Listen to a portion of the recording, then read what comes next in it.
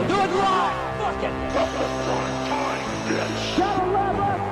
Yellow lever. What you gonna do? Don't run away from your feelings. You are so clever. You are really clever. For real. Don't run away from your feelings. You are so clever. You are really Don't run away from your feelings.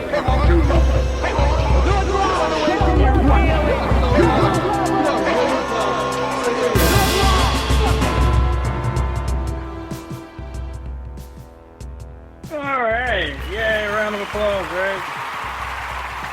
No, a round of applause. Not you. You're not the engineer. You didn't hear it? You didn't hear it? I didn't hear it. Yeah, It wasn't a good round of applause at all. Oh, you want another one? How about that? There we go. Oh, you want a roaring round of applause? That's what we're looking at right there. So, as always, we like to start the show. Oh, I do. With some tidbits of news, of gaming and movie assortments, of the varieties. I got my phone here, see? I got this. Got my stuff on here. All right. But the first thing I wanted to jump into, actually, was the Resident Evil 4 remake that's reportedly going to be happening. Sigh. Right. So, Joe, you had linked something earlier. Well, it's about not even that, but yeah, no, that is tragic, though. I mean, we recently found out that the voice actor for Leon Kennedy passed away. The details regarding his death are still not found. They're still unknown. Things are up in the air, but as of today, yeah, like just maybe 2 hours ago, I found out that he passed away. That leads me into my other thing, that Capcom has this other great survival horror property that they haven't fucked with in almost 20 years. Dead Rising. No, fuck Dead Rising. Fucking Dino Crisis. Thank you, Charlie. Wait, that was Capcom, bitch. What was it, zombies? What? No. That was Capcom. And so you're talking about the dinosaurs. Yes, Regina. Running around, clapping lizards and shit. That is, dude, and that's 20 years. 20 years and they still haven't dropped a remake on that. And they have been sleeping on that. Hey, Big Red, welcome. What up? Serge, let's give a round of applause for Big Red for finally showing up on his iPhone. Fucking time. My bad, man. I just got it. I've been running you probably just did get it, my friend. I'm with you. Hey! Round of applause for that. Hey, there you go. I'm proud of you, man. I'm proud of you. I see those oysters did you well last night. Hey! That is absolutely wonderful. So, we were talking about Resident Evil 4, the remake, the actor that just passed away, the voice actor, and now we're talking about how I'm pissed off that they still haven't made Dino Crisis as a remake, which is one of the more underrated survival games. It was. I played that shit in the arcade. That shit was fun. Thank you. It's good times, man. I miss that shit.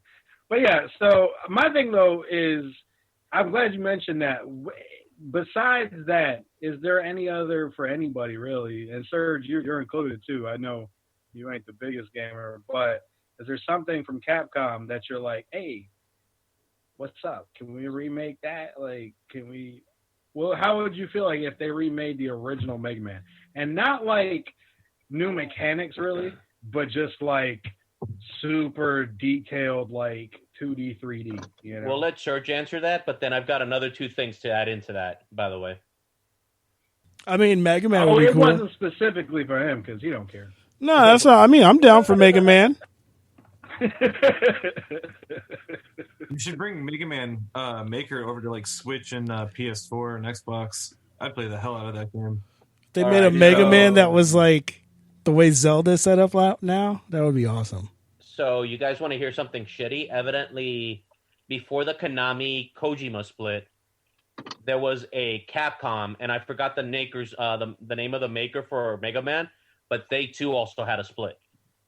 So that shit's been out. Like, that's a reason why Capcom will probably never make another Mega Man game again, because of that. Like, the last I heard, this was maybe 4 or 5 years ago, that there was a Mega Man spiritual remake that the maker was making, but we don't know where that's been going because there's so many fucking. That came out already.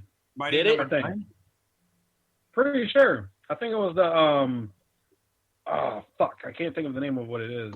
It was either Mighty Number 9 or Mighty Number 9. It sounds something like that. Okay, so it might have come out already then. Again, this is how hazy my memory.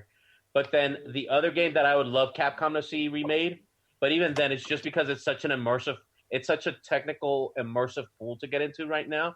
It's probably not going to be worth their time, but it would be Automodelista. If anybody remembers that fucking game. I know what you're talking about, but I ain't play it.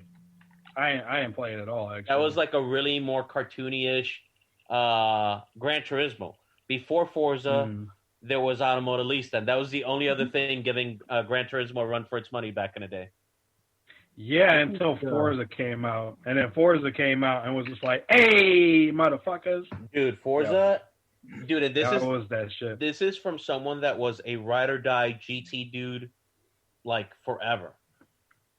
Dude, the crazy thing is that there really was no... So this current generation of video games is about to end. And per se, like, GT never released an actual game. Like, the game that they released, it's called GT Sport, but that's mostly for, like, online competition. It doesn't have a campaign mode like all the other GTs do. And Forza, on the other hand, is just fucking killing it with both Forza Horizon and the regular Forza. Yeah. And it's kind of lame for me to say because, you know, here I am waiting for an actual good fucking Gran Turismo, and the last thing we got was 7 years ago. Yeah, man. I mean, you gotta look at it though. Like, a lot of like the racing games don't come out nearly as much as they used to, and especially those. And the only ones that really do is like NASCAR, and those are like I don't even see those as often as they used to be. First of all, like NASCAR, nah. Second of all, but you like, dude, if I'm not mistaken, just look at this current generation of gaming. Forza came out with 2 Horizons, and I want to say 3 of their official titles.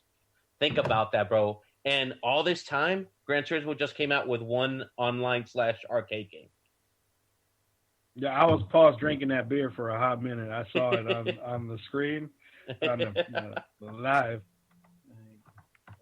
But yeah, that's where I'm at. Yeah, I feel you. What about you, Chuck? Capcom game?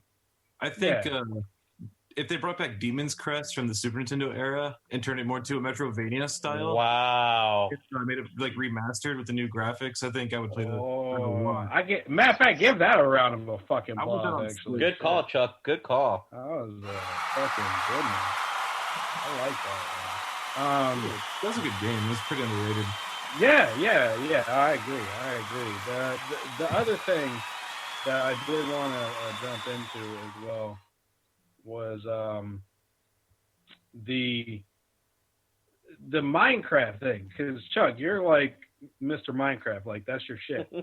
And like he sent me like pictures of like the shit he's been building for like years. It's just fucking wild. They are map on there. It's I want to say 7 years old. We've had it for 7 years since PS3. Holy shit! 7 years. Yeah, it's huge. There's a lot. 7. I kind of want to. But yeah, so I say that to give them credit, because if the gamers that are out there know anything about the ray tracing, it's like the newer technology for gaming to make shit look like really fucking good, and it looks beautiful in Minecraft. It looks really cool. It really makes the game pop and open up. Yeah, I've seen the video, and it's crazy. Like the shit that people build with Minecraft, like it's insane. I would love to see my map in that. ray tracing. I think it'd be beautiful. If they could, Yeah. I'd love to bring it to the consoles. I mean, Alright. I'm curious if it's if it's like you'll have to like rebuy it, or if there's just updating everybody will have it. You know, if they can do it. You know what I'm To saying? be honest, Like, to is be it going to honest, be separate? as long as I've as many hours as I put into that map, I would probably pay for it depending on how much it costs. If it was like Alright. a few Okay. bucks, all right, I would. But if it's like 20, I don't know about that. That's a little much. Maybe like $5 to $6 would probably be like as much as I'd really want to pay. Honestly. Okay. Because it's That's fair. fair 'Cause I enough. mean, Yeah. I put enough hours in that game. I figure maybe I'll give a couple bucks back. 'Cause I never bought Enough food. hours? Which stuff? That's an Well, understatement. Last year was my second play of Like, the game. 99 hours last year.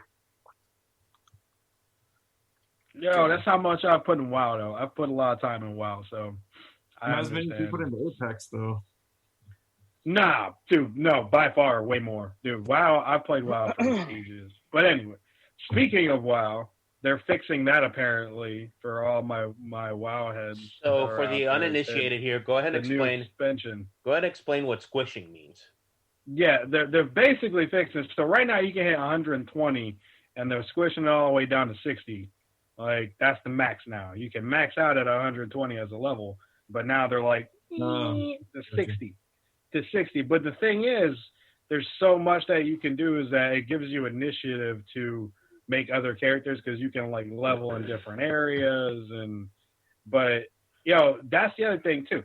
That shit has been going on for fucking over 10 years now. And there was some rumors that got kind of debunked halfway. They're trying to add controller support to it. So there was a rumor, allegedly, they was staying in my hum to the councils. But they were like, nah, not anytime soon. But they're trying to get controller support for it, which I think is pretty cool for people who, maybe to play the odd man out here. Maybe to be the odd man out here because, of course, I'm always holding out for my pipe dream, World of StarCraft.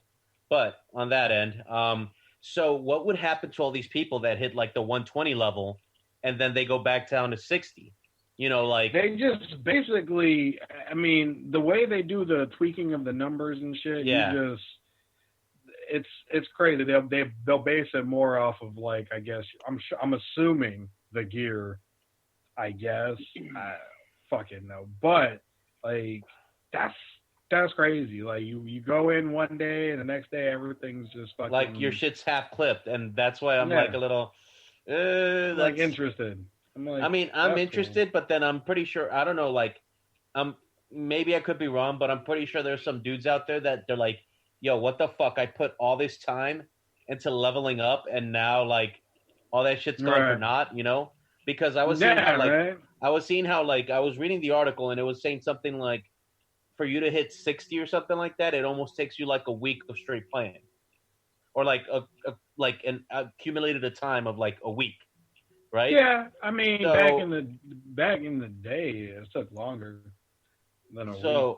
But yeah. So you figure like some of these people, if they've got all these high like level characters and shit, and it might have taken more time than a week, according to like based off like what I read, I'd be pretty pissed off if I put all this time into it, and then like, oh, by the way, like, I mean, it's cool to have your gear or anything like that, but then you're gonna have to incentivize all the players that you just literally like fucking nerfed halfway into getting back into it, you know? So I feel that.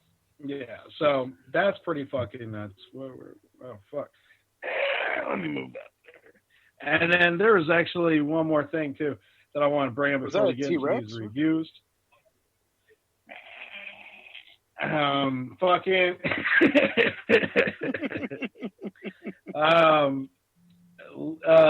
so League of Legends, as we all know, I enjoy League of Legends, big fan, playing that shit for years now as well. That's another one that I put plenty of hours in.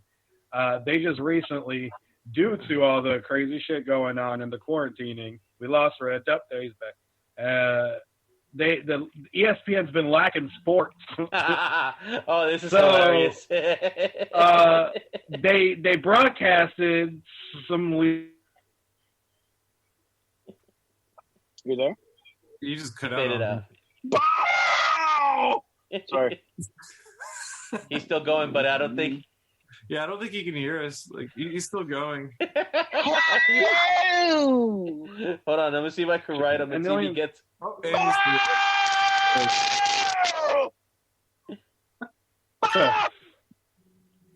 Fuck. is going on? We lost Bo. there he is. Now We lost still him in here. audio. There he goes. Now Oh, He's back. We can hear him again. yo, what happened? I don't know, bro. We lost you on audio for You got like a shitty ass there. internet connection over Mark there. Zuckerberg was fucking with you or something. Dude, that's silly. That's silly. Because the Chromebook is on Wi-Fi, and apparently the You guys' Wi-Fi in the room. is trash over there. Who owns Fucking- Zoom, by the way? Huh? Who owns Zoom? I think China. we're independent. China. It's an independent China. Oh man, China. China. are we getting coronavirus through our phones? Is that how it works? Maybe. It might be. But I was saying, I think I got So- coronavirus in my asshole. oh, God. I really do, though. I was saying how they were showing the lead match on fucking ESPN, and they basically happened to cut to a commercial in the middle of like shit going down. Like some very Because critical there shit, was no evidently, commercial when you watch it, when you stream it like on Twitch or like it was the funniest shit. Like, and what kills me is like, how do you, as a professional like broadcasting company, not do your research? You know what I'm saying? Like, how do you go into something not knowing like, oh well, you can't just cut the match off in the middle. Like, this isn't like football where they take a timeout or basketball where they take timeouts. They don't do that. Because Like, it's boomers, just- bro. Yo, There's probably it some is- old ass fucking guys out there right, that like says, "Oh well, you know, we could just overlook this part," and then right, and they drag them all like dead ass, bro. That's what happened. They're like, "Oh well, and, I guarantee you, here's what happened, bro." Like, what it was is that they said, "Oh well, you know, X person needs this amount of screen space for advertisement," and they're like, "Okay, well, we'll just cut it off and give them that fucking time." to and, be like- fair, like they're kind of like thrown into this. You know what I mean? Like right. this is like all of a sudden, you know. So it's like Yeah, but the thing is, dude, is that like I could give you a very simple solution, and both of y'all can see the end of this. All right, Big Red, what happens anytime that there's a 2-minute warning on a Monday Night Football game on a broadcast? What Right, happens to yeah. that commercial? What exactly? But nowadays, what they do with that commercial is that they keep playing it, and then at a corner of the like even like a portion of the screen still shows the action that's Yeah. going on. And that's okay. and that could have been the easiest fucking solution right Right. there. Yeah, A partial exactly. advertisement, and then you could have seen the shit going. So, dude, it's not even that they're like they weren't thrown into this. They have the know-how, and they Exactly. just like Well, someone. they should have the know-how, but they're But Yeah. they should have it, dude. But like it's like shit like that is like, come on, guys, it's really that simple. So Yeah, you're it trying. really is. So you're. People So, should- and the thing is people are that you're thinking, trying. You're trying to bring in like new fans in, but then at the same Right. time you piss off the old fans that they're like, "Yo, Right. what the fuck? Well- What did you just do?" So well, you Yeah. have to operate in this world assuming that it's idiocracy, like we're going to talk about later. yes, we are. So we have to understand that not so easy for everybody. You got to be a little lenient. You know what I'm saying? Mm. Fair enough. And then, real quick, we're about to get into reviews. I want to ask though, did anybody watch the little video clip that I put in there, or the little animated short I put in the chat there? Oh shit! I thought that was just in a. the group I chat. thought that was just the article, From not the League. short about like the Yeah. island and shit about like the kid losing his mom or whatever. Yeah. Yeah, I read through that, bro. I didn't Yeah. watch it. Sorry. It fucking. Can you play it? Can you play it? Yo, I mean, probably, but that's a lot of work, and I'm not doing that. Fuck right it. now. Maybe in the future we'll get that more down packed. But it was just showing off the quality of their animation. Like, and I know we all can appreciate a good, Oh, yeah. animated clip, albeit a few minutes or a half hour. which is Bill really Bill like we're already- gonna do it when they drop their show. We're gonna be reviewing that for sure. All right. It's like you gotta watch the video to understand. Plus, there's other videos that they've done. Anything by them, honestly, it's rare that I've been like, even the disappointment's been like little, like, yeah, I've had better videos, but it still wasn't trash. You know what I'm saying? Like, I can't say there's been a video I'm like, that's absolute hot garbage. You know, like there've been disappointments, like, oh, but because they've done so great, you know. But it makes me look forward to this shit. So, all right, we're gonna get into the reviews. I guess Idiocracy is a great way to start. So, Chuck, you recommended this, so you know how we do here. Let's go. All right, so Idiocracy is kind of a cult favorite. It didn't do as well in theaters as they had hoped, but if you had seen it, you know, you'll know why it's a cult favorite. Sorry, scratch myself trying to let this You gotta blood scratch off. your balls sometimes. Yeah. Yeah, sometimes you gotta scratch your balls. If you haven't seen the movie, sometimes, so you guys got me fucked up in my train of thought there. What you read? The point of the movie is that the movie opens up with like a narrator saying that all the intelligent people in the world decided they're going to hold off on having kids because like the market wasn't right or whatever reason, and all the stupid people kept breeding. You see Cletus fucking away. Yep. Yeah, that's just hilarious. By the way, the family tree. So do we believe in eugenics here? After watching this, I Eugenics? don't know, maybe. No. I'm just I don't know, maybe. Wait, did you say newgenics or cryogenics? No, eugenics. You said Like, eugenics, not nugenics, eugenics. Because that's the only part of the movie I don't necessarily buy into, to be honest with you. But I mean, I get the sentiment of it because it is kind of true. But I don't think that necessarily because a dumb person breeds with a dumb person, it creates a dumb kid. You know what I mean? There's some you intelligent people that come from some stupid people. Trust me. Well, here's the way I see it. It's not so much eugenics, but here's one thing that I want to kind of point out is, so imagine that like a teenage girl gets knocked up, right? They don't trust her to have an abortion, but they trust her to have the kid. Yeah. So let's turn that to. I know that we're not too political on this show. We should probably Get more neutral, just because like No. only No. because like It should be I all don't wanna politics. isolate anybody. Politics and movies. No, I'm joking. Sorry. Anyway, All right. so this all the dumb people keep breeding anyway, and eventually all the intelligent people eventually, essentially die off. They're just not there. So there's these two characters in, I guess, what would be the modern time, which was 2005, I think. it was 2005, yeah. And they're basically the most average Yeah, it people was on like- Earth. And they get put into an experiment with the army for about a year, but the whole thing goes goes bust basically because like the guy in charge gets arrested for prostitution, prostitution ring. for being a pimp. He goes undercover, and they hang out That with character, him. by the way, The whole scene's hilarious. See, a pimp's love is different than a square's love.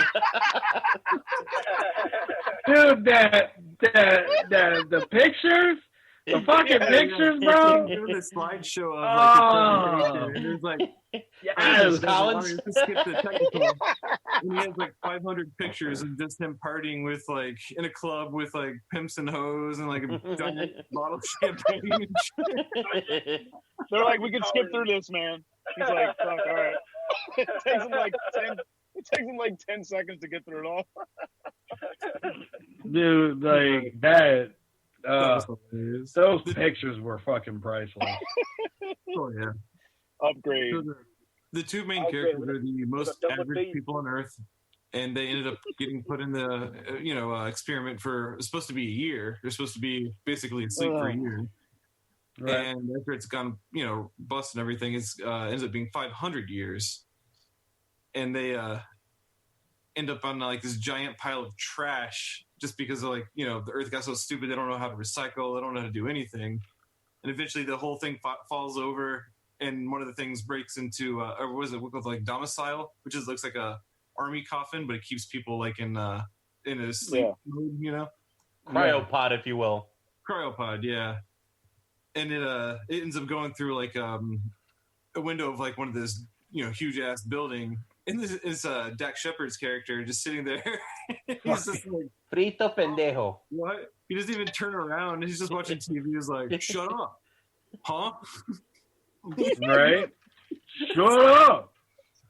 I'm trying to watch Kick My Balls, whatever it's called. Yeah, or Out My Balls. Out My Balls. Yo, it's like that TV was fucking legit. Oh god, it's so funny. But yeah, so they wake up 500 years in the future, and you know they've ended up becoming the smartest people in the world because they're the most average, which was in standard time or our time, you know, smarter than that. So it's a good social commentary about the way that, you know, society's been heading. You know, I'm not going to say anything one way or the other because I'm not going to push buttons tonight. But the one funny thing about that TV was if anybody's fucked around with social media shit, fucking if you look at it a certain way, Snapchat, it almost reminds you of that fucking TV because it's just all short shit and then like ads for you to subscribe or all these ads about like following other people or following other products and shit. Literally, that's what Snapchat is. It's talking about like an extreme version of consumerism. Yeah, you know, yeah, that's it's the great. best part of the movie, in my short opinion. spans, you know. Yeah, The best part of the movie, in my opinion, is corporatism gone awry. Like exactly, yeah. And it's I don't know if he wrote it and directed it. I don't remember, but it was directed by Mike Judge, who did King of the Hill, Beavis and Butthead, Office Space. Office Space, baby. I love his stuff. I think it's hilarious. And I think he did write and direct it. Hold on, I'll check, but I'm pretty sure. You know who else got a fucking a nice credit on there too? One of the Coen brothers. Yeah. Cohen. Ethan? It's not Ethan Cohen. It's Ethan Cohen. Ethan Cohen. Yeah. Yeah, they also did a lot of stuff with King of the Hill. That's my favorite show ever, King of the Hill. Dude, the Firehouse episode is fucking hilarious. That one and the Firehouse episode. Oh, that's probably the best one. Dude, the one where you hear Boomhauer hear how everybody else speaks, and everybody else in Boomhauer's head speaks Boomhauer, and he's the only one speaking logically. And then another good episode from there is the one where they think where a bunch of Buddhists think that Bobby Hill is the next Dalai Lama or some shit like that. That one was great. Oh my god, dude, that one is fucking hilarious. That's a great show. I love it. I tell you what. Boy, I tell you what. All right, and it was written by Mike. It was directed by Mike Judge, and it was co-written with him and Ethan Cohen, who also I think did some of. I know he did a lot of other good stuff. King of the Hill, and I think Oh Brother Where Art Thou, some stuff. I'm not that's the one. I'm sorry, wrong one. He did a lot of other good things too. My favorite scene in this movie, though, is probably the scene when Joe, one of the main guys, first wakes up and he sees this woman at like the this little kiosk thing. Yes. Oh yes, dude. Dude, he took it from me. Yeah. And, my head hurts. And she's like hovering over all the buttons, like little emojis and shit. Yeah. Yo, emoji, bro. The emoji board. Yep. I was like, that's so legit. Like, we are headed in that direction. What's great about it too is like you have no idea what she's gonna say or what's gonna come out of her mouth, and like the way she's, I don't know, the way she's hovering over those buttons. All of them are mouth breathers. Yes. We're headed. Anyway, go ahead. Sorry. I was talking about the scene where that woman's trying to order stuff from the Carl's Jr. kiosk thing. That was bad. And she didn't get her fries or whatever, and the machine's just like, ordered extra fries. You have no money. You are broke. So she starts pounding the machine, and it says like Carl's Jr. frowns upon vandalism. I need to feed my kids. No kids shall go hungry with Charles Jr. It's kind of like sedates her. Yeah. And the machine's like, come back when you have money to pay. Your children are starving. You're a terrible parent. Yes. Charles Jr. There's no kids that's hungry. Your children are being placed under control, or was it control of Carl's Jr. or something like that. You're placed under custody of Carl's Jr. Dude, everybody being named after fucking corporate shit was hilarious. Yeah. Just saying corporate stuff all the time. Carl's Jr. Brought to you by Carl's Jr. Right. Anyway. There's even a character named Beef Supreme. Yes. Beef fucking Supreme, dog. Which incidentally is one of the Wilson brothers. Yeah, Was he's it? the third one. He's the third one. Yeah, he's the least talented out of all of them. But yeah, he's one of them. He grew a beard and got jacked for the I didn't know there was a third one. Yeah, that's who he is. That's the third Wilson brother. Beef Supreme. Cool. No, I knew that too. Yeah. Which I guess I forgot to mention that the main character is Luke Wilson. Right. And Maya Rudolph plays It's the. something like Andrew Wilson or something like that, but it's not. It's something like that though. White ass. So, what score are you giving it, Chuck? It's a comedy, so I do my comedy score. As far as a comedy goes, it's pretty fucking hilarious. I give it 9.8 on comedy scale. Woo. It's just like a regular movie. I'd probably give it like maybe an 8.6, just because like it doesn't really. I don't know. Like if you're not into the satire and the social commentary, it doesn't really hold up. But I am because I think that shit's hilarious, and I think Mike Judge is really good with that, and he nailed it. So I think it's a solid movie all around. Honestly, I think it's hilarious. All right. One of my favorite All right, comedies. so I got on the Facebook Live right now. Shout out to Carol Goodson. She said somebody better find Jesus. I'm not sure who, like you, like there. She said you better find Jesus. I'm not sure which one of us, but thank you, Carol. All of us, Appreciate bro. you. Bro, Maybe she all of us. all of us. Right? I guess we all need Jesus. Hey, Susan, it's but- even me, so, man. No, I need Ronald McDonald. Chuck is Big Red is under Chuck if we're doing like a clock. So Big Red, you're next. Oh, for the movie. Okay, Idiocracy, dude. I fucking love this movie. It's prophetic in a lot of ways. In some ways, like I said, the eugenics aspect, I don't necessarily agree with rewatching it. But when I was a kid, I totally agreed with it. By the way, I was just fucking. I said I was just kidding when I said I agree with it. I was just fucking around.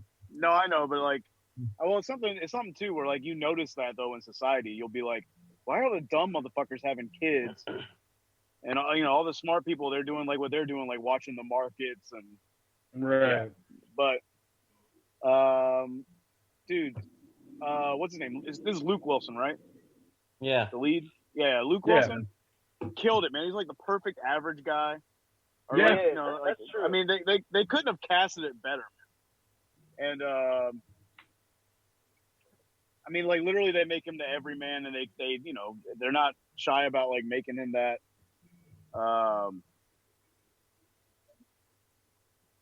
What the fuck? I don't know what to say. It's dude, it's a perfect movie, man. It's a perfect comedy. It's a satire on the world around them. Fucking It's the most satirical dystopia you'll ever see. exactly. Shout out to Aruba using his turn signals. Oh, you're next. Hey, man, gotta be safe. My man. You know, Gotta be safe. gotta be safe. Maya Rudolph, by the way, fine as fuck. Yeah. Right? I was Yes. I'm like, dang. What? He was awesome in that movie too. If- I was like, If no one was going to say it, I would have said it. I didn't remember how hot I she know you was. would have. I was like, God damn! I didn't know she was that hot. Yeah. I didn't even because at the time you don't know who that was. When I first saw the movie, I wasn't thinking Maya Rudolph. I was just Right. like, oh, she's funny. I didn't watch this enough. Dude, so yeah, the no, when I ministry, first saw her on SNL, I was like, huh? She was not so even the hot back then. secretary, yeah, the minister of Secretary defense, or of the whatever, Interior. that girl, Oh, dude, but that girl, man, when Yeah. she's going, electrolytes. I can't even show it. But like, dude, the whole electrolyte scene is so fucking hilarious. Dude, she's underrated, man. She was fucking hilarious, man. The circular logic. It's so fucking funny. Yeah. But that's what people do, though, man. That's the genius thing about that. Is like people will say shit that they don't really understand. You know what I'm saying? Like when you say, but yeah, basically they're saying like you can't water the plants with this. What is it, like a power drink or like an energy drink? Gatorade. Yeah, it's pretty much Gatorade. Oh yeah, it's Gatorade. That's right. Yeah. Because like water in the future, apparently. Dude, like, right. And that's like corporatism gone wrong, where people will just repeat shit. They don't eat like whatever they put in the commercials and shit. Yeah. It's full of electrolytes. It's what the plants crave. Yeah, you need electrolytes. Of the movie, he literally had to convince them that he spoke to the plants in order for them to get water. Yes. Like the way he had to do shit, like to get the point across, which is even crazier. Like the talking to the plants. It's just like, yo, like I see that happening. It's happening. Like it's the craziest shit. There's some aspects of it though that make me go, this might be kind of a utopia if you kind of think about it, because like listen, hear me out. Share your work, like, Big Red. So I'm gonna have to. So like these people are dumb as fuck. He wants to get from here to here. these people are dumb as fuck, right? But they're not malicious. Okay. They're not people that they're not people. So when they find out he's the smartest man alive, what do? They put him in power. Use him. They ridicule him. But I'm saying, but that's like opposite from what we have now. But I'm saying, like, it wasn't until somebody stepped in, though. Everybody else was calling him a fag. Like everybody else, you're a fag. Like because he talked smart. Hey, but by the end of the movie, he showed his work, as Joper says. He showed his work, and he became the president, man. And literally, President Camacho stepped down, and he was like, this guy is the president because he's the smartest guy. Now, when you have malicious, stupid people like we have nowadays, that's when you get what we got going on right now. But with them, they're just dumb. They're just like fucking like literally, I don't know what to do. They can't even articulate a sentence. You know what I'm saying? Like, they have no intelligence level. Like, I wish we had that as opposed to what we have now, to be honest with you. A counterpoint to that. Terry Crews, by the way. He was awesome in that movie. Yes. Dude, Terry Crews, man. President Camacho. Terry Crews was awesome, but a counterpoint to that, what you're saying, Big Red, it wasn't all semi-docile either, though. Because, number one, when the dude was in the house, when Joe broke into, or when he was in the house, the first thing he did is kick his ass out, and he threw his ass out. Second of all, and this is the big one, is that when docile? Is that like aggressive? Well, I mean, he could have told him to leave, but he just fucking booted him. The second one is when they started to shoot up the car, and then you just saw all these idiots gather around, and like it was a spectacle to them to see a car get shot up. And the explosions. That's what it is. Corporatism and spectacle. So, no. So, I mean, I don't know. That's not too docile, but go ahead. Well, comparatively, I guess. Fair enough. Compared to what we have now, yeah. But don't worry, Regret. I have your hill here for you to die on. I'm just waiting for you to whip it out. So. I'm just No. I'm just saying. No, not on this, but something else. I just have the hill on Ducky. That's all. All right, so let's get back here. So my favorite scene to wrap it up. My favorite scene is okay. I laughed the hardest by far when he walks. Shit, they walk into the Costco, and the guy goes, "Welcome to Costco. I love you." Yes. I can't even explain what part of my lizard brain that connected with, but I was laughing for like. Mentioned, by the way, the Costco from like the top of the hill where they were walking stretches out as far as the eye can see. Yeah. Everything was Costco, dude. When they finally get there, the aisles and are then stacked. They walk in and it's like, God damn. But then, yeah, when he goes, and I went to lawyer school or I went to law school here.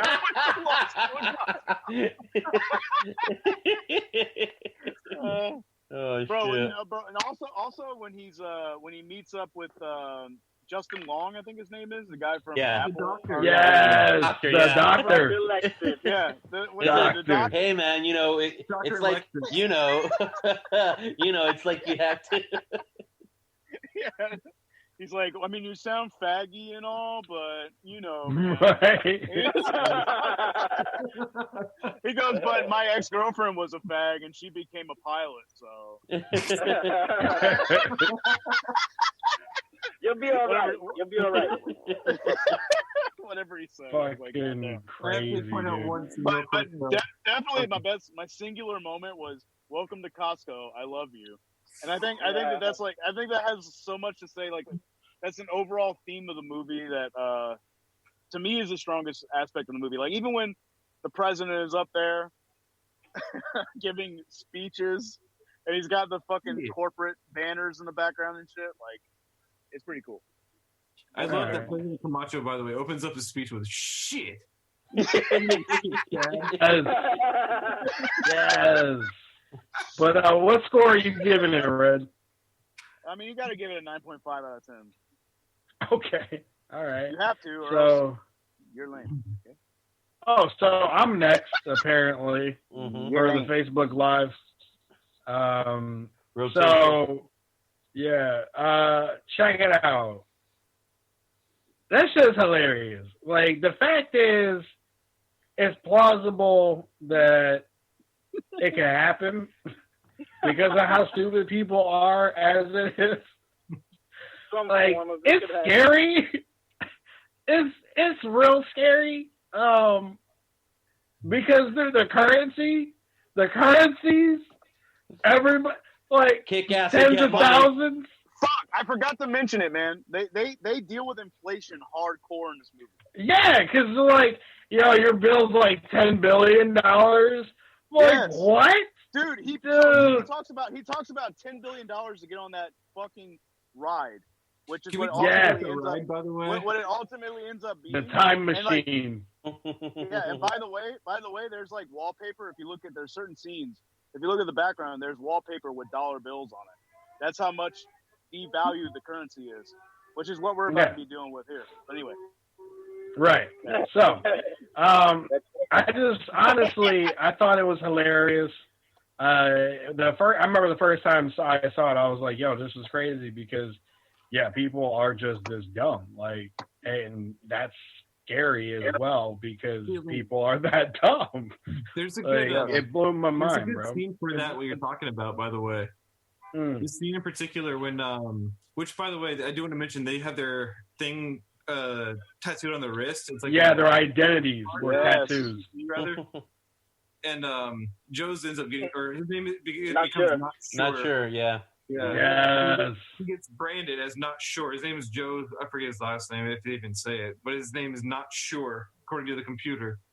And, he gets scanned or whatever, and the car and they're trying to escape with Dak Shepard's character, and the car shuts down, so they get out, and the military shows up, and they start shooting the car, and they're just unloading like clip after clip on the car, and people show up and start cheering.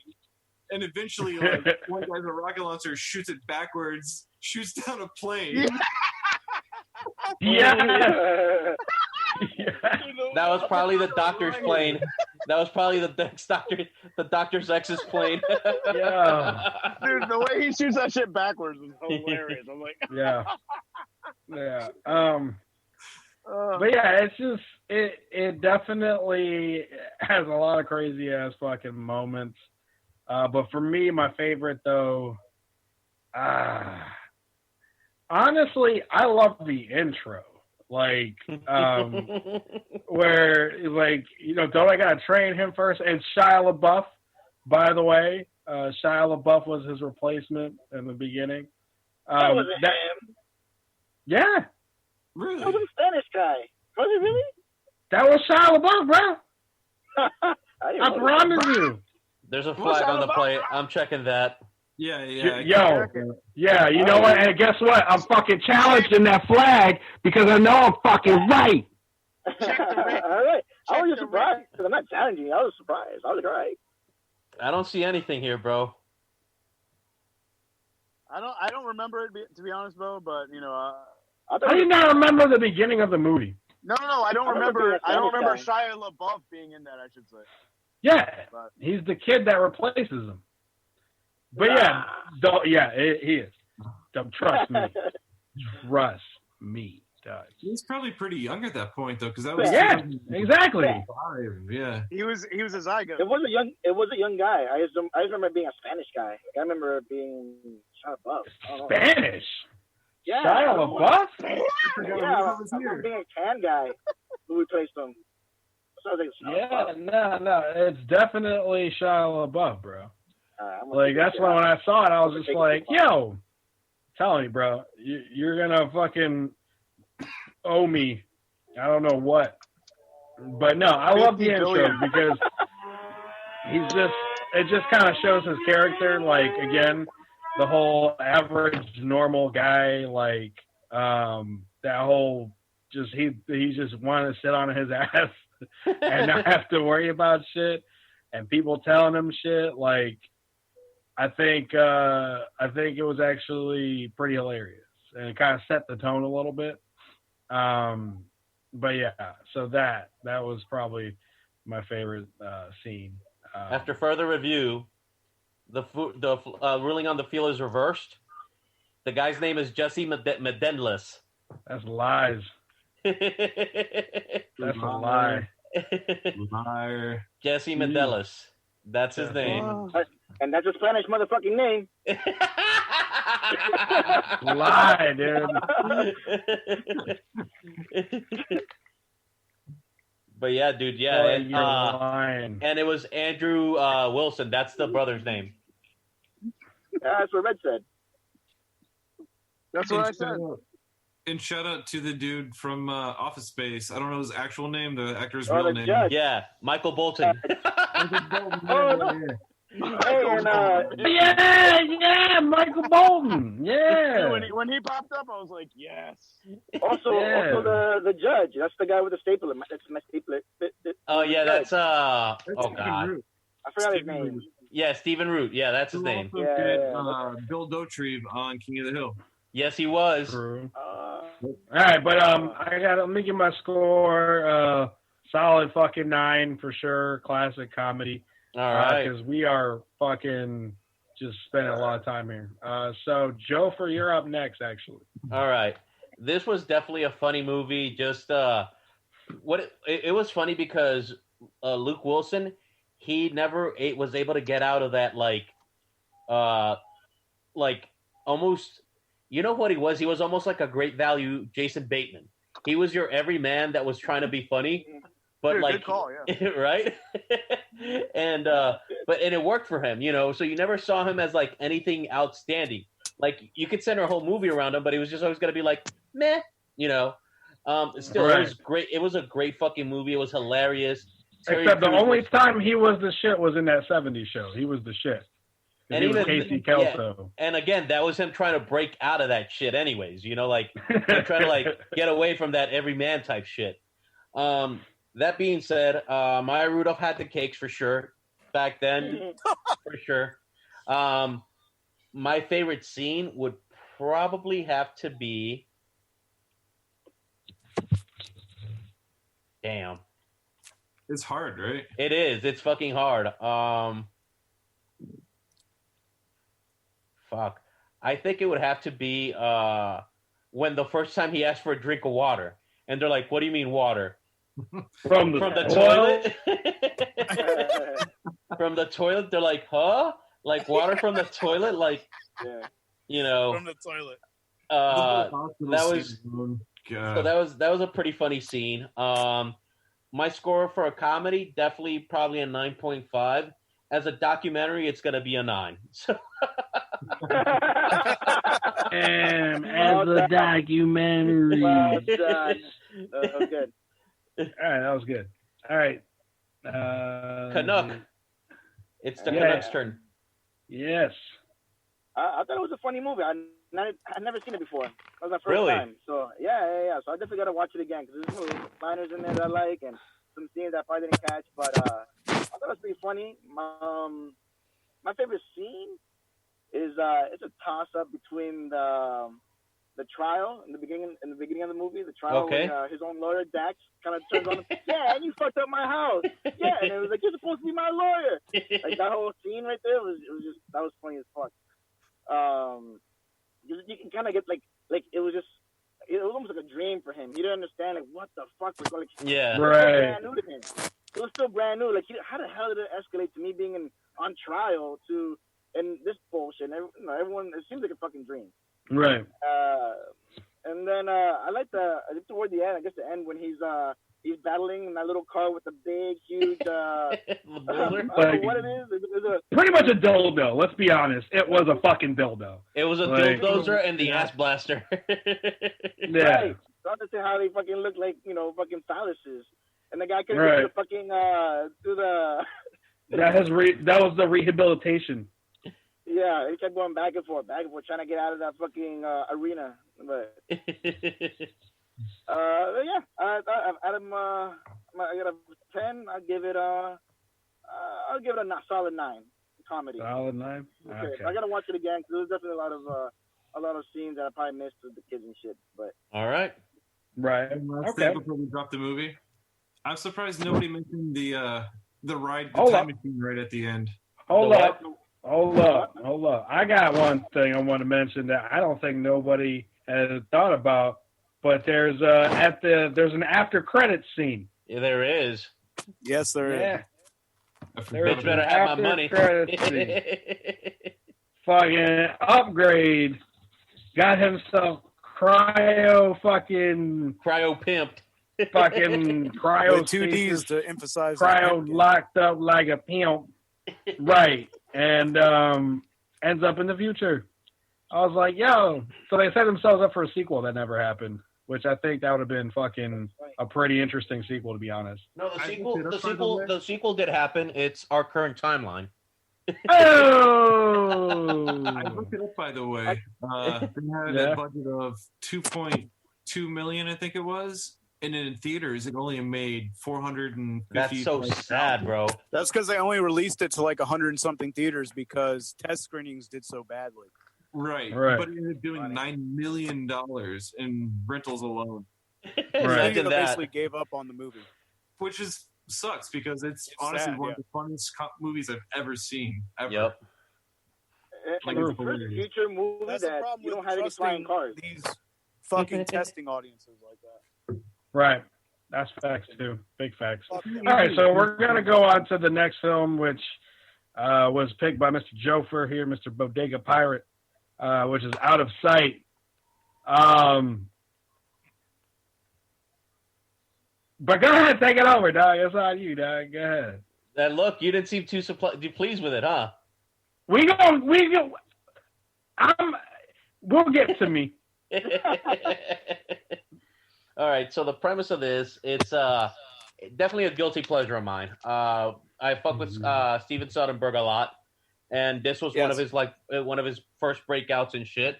Hot take: this is probably J-Lo's best performance, aside from Selena, and even then. But Money Train. Well, have you seen Hustlers? Have you seen Hustlers? No, not yet. So last year. No, I haven't seen it. That'll change your mind. But all right, so this is the second best for sure. So basically, the premise is about a bank robber who ends up trying to get out of where he was incarcerated, and ends up taking a federal agent with him as a hostage for a while. And then when it comes time for them to both part ways, they're still drawn to each other, and that's basically where the movie leaves us. Is them trying to have like this little cat and mouse game, but with also this attraction between them both, and then a huge climax at the end. That too, Big Red. Yes, that too. He's on the other screen. So, my favorite scene. I have a toss up between my favorite scene.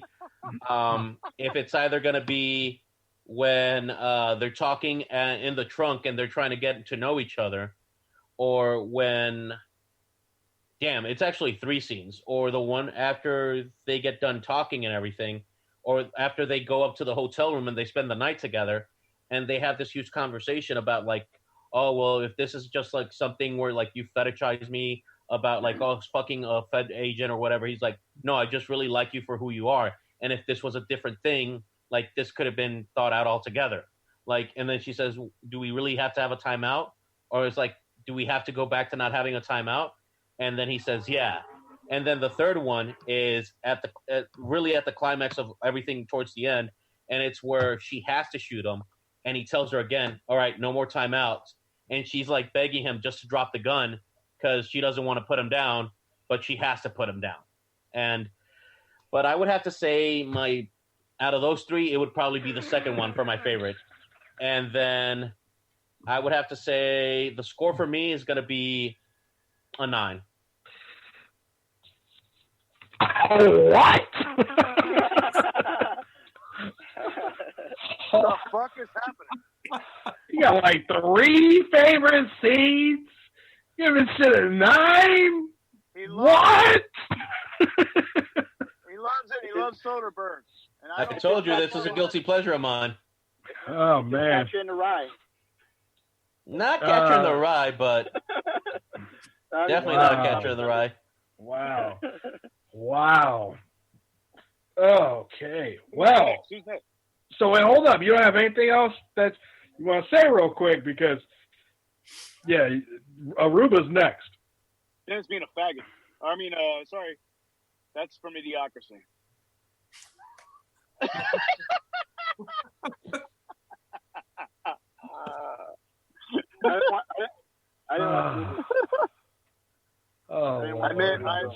I meant he's being delicate. A delicate flower. Very delicate flower. All right, so Aruba, you're up next. Did you watch Out of Sight? Did you do your homework on this one? No, I didn't do my homework on this one. Sorry, guys. Oh, no. It's so good. All right, fine. Chuck. Is it on you? You are up next. What about Based you? off the rotation. Chuck Olson. No, I'm using the Facebook Live rotation. To be honest, to me, this was like, it's kind of like, it reminds me of that meme. It's like, Mom, can we stop and get a Tarantino movie? Like, no, we're going to turn to any movies at home. That movie. Tarantino. Dude, it's a classic horror film. Oh, Chuck, that was amazing. My love of noir. That was amazing, Chuck. That's 2 hours of my life I won't get back. Fair enough. Damn. Oh no. Like, to me, it felt like somebody wrote a college thesis for their film school and they filmed it, but happened to have a rich uncle that got all the good like actors and stars of that era to do it. Honestly, like the acting wasn't bad at all. Okay. George Clooney was great. Actually, no, I can't say that. George Clooney's George Clooney in every fucking movie. He's the same guy in the movie. Big facts. Pretty decent. Don Cheadle was good, but he's always good. I like him a lot, actually. A lot of actors in that movie. I will give them credit for the fact that they had like Michael Keane, they had Catherine Keener, they had Ving Rhames, they had Isaiah Washington before he got problematic. Dude. Isaiah Washington and fucking weird, yeah. Like it's Steve Zahn. Steve's on too, yeah. He was one of the big guys there. I thought it wasn't like as cohesive as it could have been. Okay. And it just didn't really flow all that well. Like I kind of really got bored, to be honest. Okay. I was not a fan. Sorry. Like it's nothing personal. If you guys liked it, you know. Dude, I was bound to have a shitty movie here. I mean, that's what makes this show fun, right? We don't always agree on movies. I'm not. I already know Bo's salivating at this one. I know Bo's already salivating and dragging on this one. I'm only upset because my shit, like, I don't know why this Wi-Fi isn't that great on this Chromebook, but I missed whatever Chuck was leading off with, and I saw how y'all reacted, and like I'm only sad that I didn't get to take part in that at that moment. It was funny. Yeah. Damn. I'll have to rewatch it on the replay. But yeah. Go ahead, Chuck. What was your favorite scene, even though you hated the movie? Honestly, the opening was awesome. The opening caught my attention. Okay. It was really good up to the point where they got in the trunk. And from there on out, it kind of felt like a completely different movie, and it just kind of started like going downhill from that point. Fair enough. Just to me. All the right. whole opening scene with the bank robbery is awesome. That was very clever. That was very like that was Steve Soderbergh. That was very Ocean, you know? Yeah. I respect that. But the rest of the movie, I think this was his first flick, by the way, too. I'm sorry? I think this was his first flick, by the way. I think it was one of his first big ones. I looked at that, by the way. His first one was something from...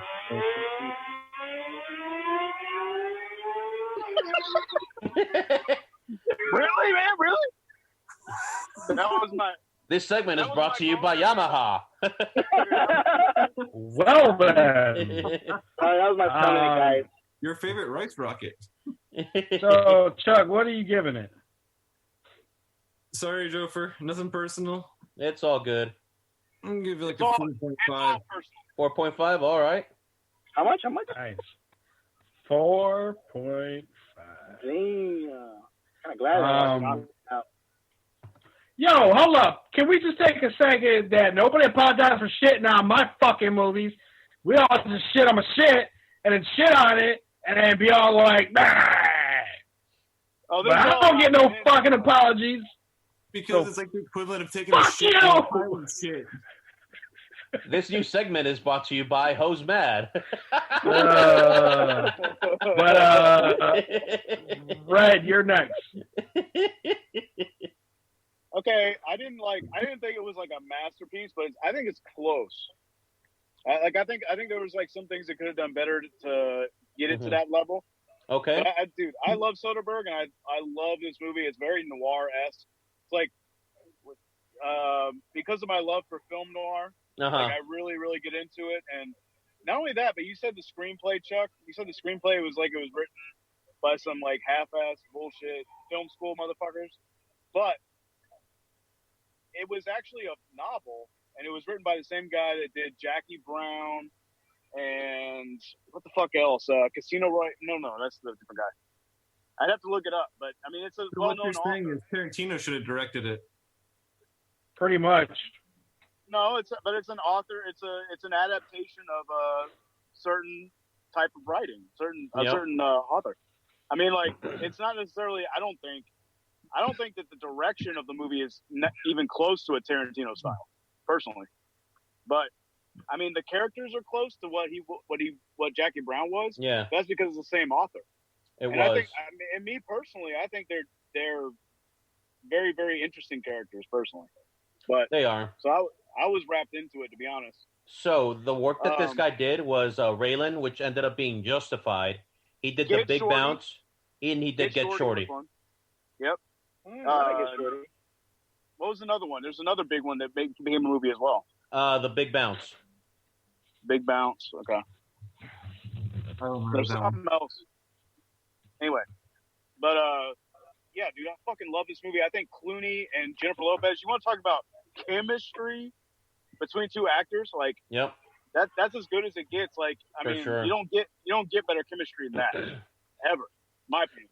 Not only that, but I also thought that the soundtrack was on point. Go ahead, man. Sorry. Oh, dude, the soundtrack's incredible, dude. You're right. No, interject, please.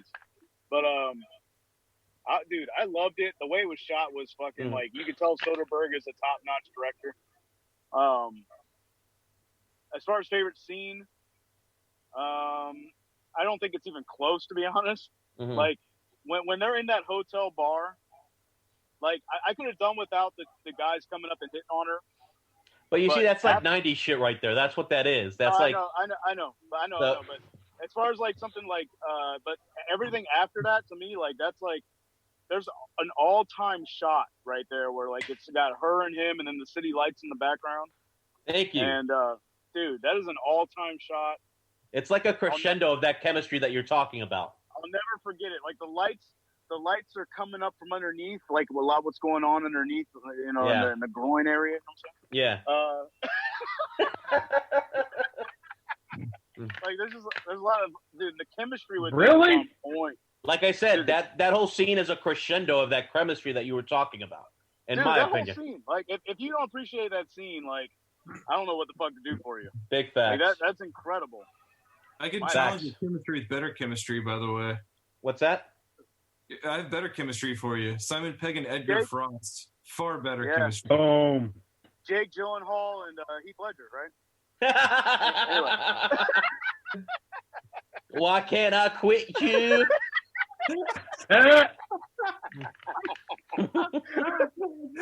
I get it, Chuck. I get it. But let's let that film go for this. So let's just go around. But like, yeah, that scene is an all-time scene to me. Like, It's facts, bro. I'm talking like top 50 all-time scenes. It's so Dude, great. it's just that like the dialogue, it's so tense, like because like you see them like trying to like release that chemistry or act on that chemistry, but like they're both bound to like different codes and shit, you know. So yep. I mean, come on, man. Y'all are gonna try to like act like that scene where there's moments in the movie like where the homeboy shoots himself on accident and he's going up the stairs. Like that is a fucking epic moment. That was hilarious, dude. It's hilarious. That was funny. Yes, that was funny. I'm not saying that wasn't funny. That's not the only one, but I'm just bringing up examples. Anyway, but yeah, like. So what's your score? I give it like an 8.6 out of 10. All right. Okay. Yeah. Pretty high. Literally taking a deep breath. Gotta sit up for that one. Well, I would like to preface this by already saying that at least my movie didn't get universally dragged. So go ahead, man. Yeah. Let out. Yeah. Pop off. Pop off. Oh boy, I'm sorry. Look, I came to the rescue, Joper. Huh? I came to the rescue. Thanks, Brad. Well, of course. Y'all have hard-ons for some shit sometimes, and I get it. So first off, this was like, look, this was like a fucking great value Tarantino flick. This was like Dr. Thunder of Tarantino movies. Exactly. When you think about Tarantino's like ibuprofen, this movie was like Equate. So you ordered this movie off of Wish. And bonus was Dennis, that was amazing. I didn't hear you, man. He said he ordered this movie off of Wish. I feel like that shit was just. I don't even get the comparison to be. I don't get the comparison to be honest. How do you not? How do you not get the comparison? How do you not? Bo, you went quiet for like a minute. What about this movie is Tarantino to you? Dude, the whole setup, bro. The only thing they didn't do was basically jump in between different character storylines. They did brief moments. Otherwise, dude, it starts kind of pretty much sort of at the ending in the beginning, and then they come back to it to show you. Like, it was fucking Tarantino. Okay. It was like he wanted to be Tarantino, but wasn't. Yeah, but what Tarantino couldn't movie do was it. this like? Or trying to be? What Tarantino movie was this trying to be? Like the bulk of them, bro. Like how he story in general. Kill Bill, Jackie Brown, fucking all of them have the same. Pulp Fiction as well. They all have the similar storytelling. This movie's trying to be like Pulp Fiction. How? The storytelling. Did I not just say that? Don't be mad because I don't see it the same way you do. It's not my movie. Because they are doing the same thing. Realistically, the same vibes, the same type of storytelling. Dude, how do you not? How do you not? I don't think I've ever seen Red this triggered, by the way. Straight up. The burden of proof is on you. prove how this is a Tarantino movie. I don't see it. I didn't say it was. I was saying he was trying to be, and he didn't succeed. The closest it is to a Tarantino movie or trying to be one is Jackie Brown. And it's the I would same say author. It's the same author, and they're not even close to similar.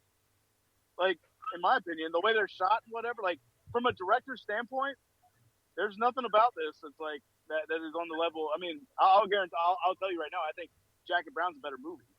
Ooh. But Well, yeah, by far, because it was a Tarantino flick that was made by Tarantino, not Great Value Tarantino.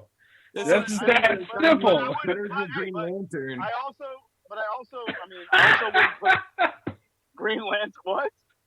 Say it again. I said it's like saying The Sound of Music is better than the Green Lantern. Oh, no. I just don't get the Tarantino comparison, to be honest. That's all I'm trying to get to. Oh man. Like what? Like you said, it's like Pulp Fiction. Like I'm like, what? No, I'm saying it's very similar to the styles of his movies. Very similar directorial style, I guess. Yeah. Yeah, but then wouldn't that be the cinematography? But how? Yeah, I'm saying like what? But what? Like I never thought of Tarantino for a second when I watched the movie. See, I saw it too, though. I did see it, but I think I do like Soderbergh movies. I think he's gotten better over the years. Yeah. I looked up his IMDb filmography earlier, and I don't remember exactly what it was at this point, but he did a lot of things I did like, and he's gotten better. Yeah. I just think this was kind of like a rough intro, to be honest. That's just how I feel personally. So what it was is I'm not saying it's the worst movie ever made. I'm not saying it's a terrible movie. I'm just saying. No, it's not that low.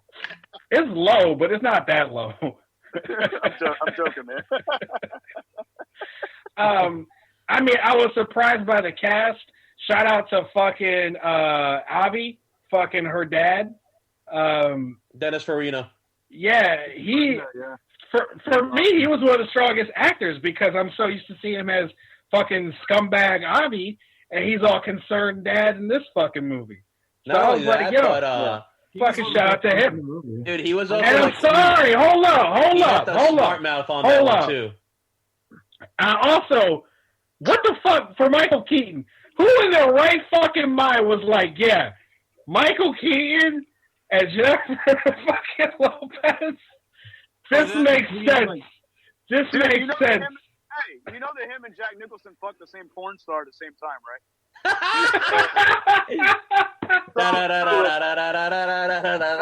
Bang bang. No, like Michael Keaton was a pimp back in his day, is what I'm saying. Okay. I mean, and that's fine, but it's just I don't know. He just didn't fit the role. Like, I feel like the role of that character. I feel like he was supposed to. I don't know. To me, the character seemed like he was supposed to be like douchey in a sense, and he didn't like give that douchey vibe because it's Michael Keaton. To me, he played a dumbass in that one, but like it was right. And I feel like the character wasn't necessarily a dumbass as more as he was supposed to be kind of like a douche, you know? Like, I don't know. That's just my interpretation of it. Because he and Samuel L. Jackson were both uncredited too for that movie. Yeah. Who was? Samuel L. Jackson. Samuel L. Jackson. Oh yeah. Great ass cameo, by the way. Right. I love the ending, by the way. I forgot to mention that. Yes, the ending was amazing. Yeah. So, but for favorite scene though, out of the whole thing, fuck, it's a hard. I mean, use your words. I'll give him credit though. The initial not initial confrontation, but he started stepping on fucking Don Cheadle's toes. He kind of butted into that conversation, and where he's knocking, where he's trying to like. They're in the library. Yeah, he's like, they're in the this library, is the dumbest fucking takedown in all the history of dumb fucking takedowns. Yeah, this is the dumbest shakedown in history. Like, dude, I was giving credit. Like, that scene was pretty cool. I like how he did it, and how also they kind of, even though like he know his boy, like he took down his boy, and he was about to get jumped. Both were still like, Nah, nothing happening here. We cool. Like, even though homeboy's like on the ground.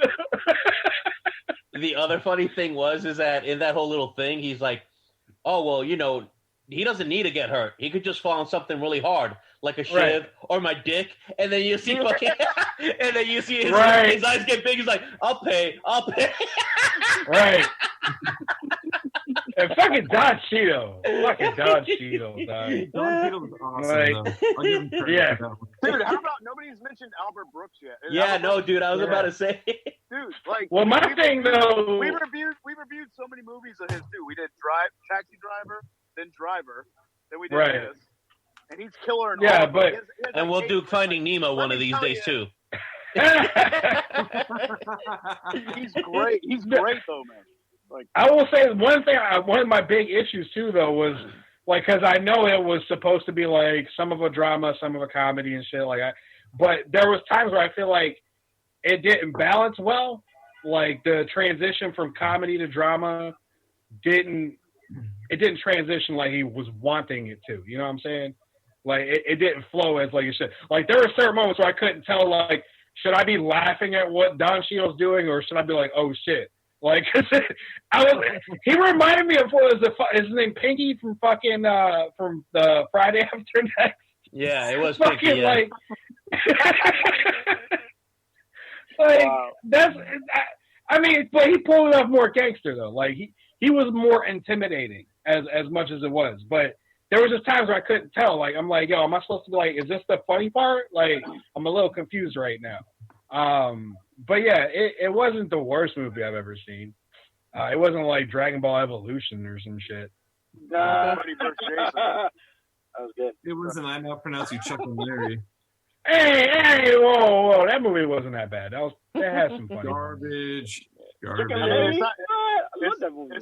not like it's the Nightmare Before Elm Street remake or anything. It's not like it's Blade Runner or anything. Oh. Hey man. Sometimes you gotta strip down the underwear and whoop a motherfucker's ass. No, you gotta chase the motherfucker and then whoop his ass. And speaking of which, fucking Isaiah Washington got shot in his underwear. Right, exactly. This is also true. But I'm gonna give it. Honestly, I'm gonna give it a 5. Just a 5. I'll take it. 5 is 4, 5, 5 is good. 8. So. Oh damn. I don't accept that. As a matter of fact, I look lesser upon you. Hey, you know what? Well, now I'm looking down on you. How about that? Yeah, I'm looking down on you right now, motherfucker. All right, so the last movie review for the evening is brought to you by Mr. Aruba, Tropic Thunder. I'm a left farmer, motherfucker. So go ahead and take it away, Aruba. Tropic Thunder, man. It's one of my go-to movies that I go whenever I don't have anything to watch. You see the Step Brothers or Tropic Thunder. And it's a movie it's a movie about making a movie with some big actors in their realm, which would be action and then drama and then music, I guess, with comedy. With Al Pacino, comedy and then music with Al Pacino. So they put this mix smorgasbord of actors into this one and film egos into this film, and they try to make this is it Vietnam? Is it or is it like Vietnam War? Yeah, Vietnam War about a book based on a book, and it's just the follies that they go through and egos that they have to try to work with, and it's a fucking hilarious ass movie. Robert Downey Jr. plays a black guy. Like, you can't do that shit anymore. No, he plays an Australian guy playing a black guy, remember? Right, yeah. Dude playing a dude playing what another do you dude. mean, you people? What the... That part, bro. What do you mean, you people? Dingo eat your baby? Listen, motherfucker, that actually happened. There's so many stupid scenes in that fucking movie. It's the lines in there. It's just an hilarious ass movie. My favorite scene would have to be the beginning, where it kind of plays off the platoon. When when Ben Stiller is getting shot. Sergeant, what's his name? Sergeant Lincoln Osiris. Yeah, no, the Stiller. What's his character's name? Oh, Four Leaf. Sergeant Four Leaf. Sergeant Four Leaf. Right. So he Four Leaf is running for the cop, the whirly bird, and he's getting shot up by the Viet Cong, and he's just taking every bullet. He gets shot in he's 25 shots in, and he still gets up, and then just keeps going. And finally, that whole scene, and finally, fucking Robert Downey Jr. goes in. I hope you guys like hamburger meat. That's what we're serving up in this whirly bird. And he goes off. Like, what the fuck does that mean? And he just goes and gets him. And he goes, peekaboo, I see you. And he just going this whole. Yes. That line right there, peekaboo, I see you. I don't break character until DVD commentary, baby. Yo, I mean, he didn't either. He didn't. Yeah. Behind the scenes fact, he did not. Yeah. No, he did it. You're right. Yeah. He did a DVD commentary as him. It was hilarious. Brilliant. Absolutely brilliant. Yeah. That whole beginning scene, though, and then that goes off, and that fucks up because he can't cry, and then, and then finally, it's just Robert Downey Jr. and Ben Stiller holding his fucking fucked up hands, just trying to make him cry. His little sausage hands. His little sausage hands, yeah. That part was hilarious. And then you have fucking Danny McBride looking to put Tiger Bomb up in his nuts. Yo, whole beginning, Mother Nature just pissed her pantsuit. Yeah. I got Kingpin over here making a fucking sweater. Yes! God! I almost blinded Give me Jamie somebody that speaks American. That's a detonator, motherfucker. Get out. Yes. But yeah, it's a hilarious movie. I give it a solid. I say 9.8. All right. So, Facebook Live, Chuck, you are the next up. I'm gonna be the odd man out on this review. There's just no pleasing you, Chuck. Nothing personal. I hate this movie. Wow. All right. Not even dislike. I don't think it's funny. I don't like Ben Stiller. He's a better director than he is an actor. All right. Okay. How are you the fucking offspring of Mia Farrow and Jerry Stiller and come out with no talent? Sad. Wow. No talent. Like, no talent at all. I'm one of the few people that does not like Jack Black. I get a weird vibe from him. I do not care for him. I think he's kind of obnoxious for the most part. I do like him in certain things. I like him in smaller roles. High Fidelity was awesome. Yes. It's one of my favorites. School of Rock, that was actually a good movie. Certain things I like him in, but for the most part, he's kind of obnoxious to me. I'm not a fan. What about his character here? What about his character in Tropic Thunder? Like, he was just like a drug addict. I just don't like him. I really don't care. Oh, really? So you like his All right. Robert Downey Jr. Not even Tenacious D? No, not even. He gives me a weird vibe. And I trust my gut. I don't like him. I do not like him. He gives a hilarious vibe. Yeah. Fucking, I want to chill with this motherfucker vibe. Like, dude, you know you'd have a good time with that dude. Right. You saw him when he was tied up against the tree? Jack Black is one of those weird motherfuckers that has, like, children tied up in his basement or something. Somehow I feel like I knew you were going there. Wow. I knew he was giving you a Kevin Spacey vibe. I knew you were going there too. I was like, oh man. Wow. I think Robert Downey Jr. was the best thing about that movie. I'll give you guys that. He was the best thing about that movie. I like him in everything he's been in. I think Robert Downey Jr. Even though I think he's kind of weird and he's got a weird drug problem from the 90s, he's still a good actor. Dude, I'm more weird about Robert Downey Jr. than I am about Jack Black. I don't know, man. As a person, I trust my gut. My gut's been pretty accurate a lot of the times. I trust it. Shit, man. All right. I trust it. Hey, to be man. honest, I'm just not a fan of Ben Stiller in that kind of comedy. Okay. I like him in smaller support roles. Same with Jack Black. I did like him in Something About Mary, though, but that's a little bit different. That's supposed to be really stupid and out there. Yeah. The cum on the ear, you know, it's like. Yeah, it's supposed to be. That's fairly Step above. into my office. Hey, you're Okay, talking why? about 'Cause the you're fucking AirPods. fired. Tropic Thunder is not my thing. I made it 15 minutes. This is my second time trying to watch it. I made it through the first time. I made it 15 minutes. And I couldn't watch it. It's just not my style of comedy. I just don't like it. Sorry, All right. guys. It's not personal. I'm taking it personally. I'm taking it personal. I'm taking that shit personally. I mean, Chuck, it could have. Don't worry, Dennis. It could have been another Nightmare on Elm Street remake. So. Yeah, where it's unanimous. Well, to be fair, Nightmare on Elm Street, I think I gave it like a 3.8 I or think, something. I'm giving Tropic I think, Thunder a 3.6. So. Oh wow! Damn. Did you have a favorite scene? I really don't. I don't like the movie. I just don't care for it. I don't like that type of humor. Okay. It's by all means, I mean, like, you guys like it. By all means, that's your thing. It's nothing personal. So when Jack Black's tied to the tree and he's fucking telling the guy that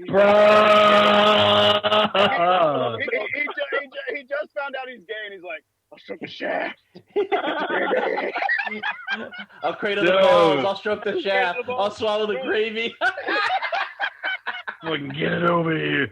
Like, dude, that's it. When he goes, Oh.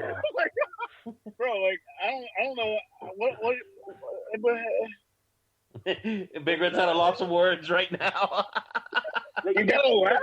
You got. If there's anything funny in this world, it is that. It's funny. Fucking Jack Black, look at his range, man. Went from School of Rock to fucking Tropic Thunder. Shit, Tom Cruise alone. Look at that range. What was Tom Cruise's character's name? Fucking range of a fucking like puddle. He has no fucking talent, no range at all. He's a great director, but a terrible actor. Hey, Chuck. I'll give you, like, Ben Stiller is not the best actor, but he makes for it with his directorial style, in my opinion. He's a good director. I'm not denying that. Yeah. Actually, I take it back. That's his one talent. He's a good director. I'll take the trade-off, honestly. Like, you have him as the lead, and then you have his directorial style. But everybody around him is obviously, like, I think, acting circles around him. But I like him doing smaller support roles, like Dodgeball. You know. Yeah. Okay. I mean, I'm not like the biggest, like, I'm probably less than average of a Ben Stiller fan, I guess. But, like, I appreciate him as a director, honestly, especially for this movie, because, like, I feel like this is like, well, I haven't gotten to my review yet, but I feel like it's an above average comedy flick for sure. Like, and I think a lot of it has to do with his directorial style. So. All right. Bo Diggs. What the shit? Is it a year ago? Someone breaking into your house? Nah, man, the stream was being a little funky. But yeah, all right. So I'm up next. I was looking at his own door, like, somebody break. Wait, no. Wait, Red, you're up next. Sorry. Oh, okay. Yeah. No, I was. Fuck you. I'm checking the fucking show. All right. Can I fucking make sure shit is working? Fuck. Dude, I fucking love this movie from the beginning. You have the fake trailers and everything. Like, I still remember. This is one of the few movies that I remember the theatrical experience when I was a kid, and I went and watched it. Like, I still remember walking out of that theater and Tom Cruise is dancing, and everybody's just like fucking still smiling ear to ear. Bruh. Dude. Tom Cruise. I didn't realize it was Tom Cruise until like halfway through the movie. I'm disappointed that he has not come up until this point, to be honest with you. Because this was like his Big Dick Playa moment. renaissance, I guess. Because, like, he had that moment where he was on the couch on Oprah jumping around saying he loves Katie Holmes and all this. And the Scientology videos were starting to come out and everything. And he comes out and he's like, maybe it's just for PR. Maybe that's all it is that he did it for, was to get that good PR and get people thinking, oh, this guy's a normal dude. Like, we can laugh with him and everything. But I still think like between him and Robert Downey Jr., like they're by far the best two parts of the movie. Okay. And in my opinion, but I mean everything's great. I love the movie. Don't get me wrong. But those every time Robert Downey Jr. speaks, and every time Tom Cruise speaks, I'm smiling ear to ear, laughing. I mean, it's just like I mean it's a fun fucking movie, and I can put it on any time, just like Dennis said. Like you can just put it on any time. You have a good time. It always uplifts your spirits and everything. Fucking. So my favorite scene would be definitely have to be what? Are you okay? Yeah. Hold up. Hold up. Yeah. Yeah. All right, you're good. Oh, you good? Yeah, something's up with the live feed. It dropped out for a second, but we're good now. Go ahead. Continue. Your favorite scene. My favorite scene would have to be when I forgot what the name of the people are. The Viet Cong are. Flaming Dragon. The Flaming Dragon. So when Tom Cruise picks up the phone. Bruh. When he picks up that phone and he says, "Take a big step back," and literally fuck yourself. Yes. Bro, I die every fucking time. The dynamic between him, like the way he hangs the phone up on him and shit, dude. Yes. We don't negotiate with terrorists. Yes. Everyone claps. It's just like it's beyond perfect, man. I love it. So that's my favorite scene. Close second is probably Jack Black tied against the tree, being like, oh. Yeah. Yeah, that was another one. The way he moves his jaw, definitely up there. The way he moves his jaw side to side, he's like, yeah. Yes. I'll stroke the shaft. Yeah, but so those are my scenes, and then score would have to be 9.6 out of 10. Okay. And dude, by the way, Robert Downey Jr., I want to point this out. He got nominated. Did he really?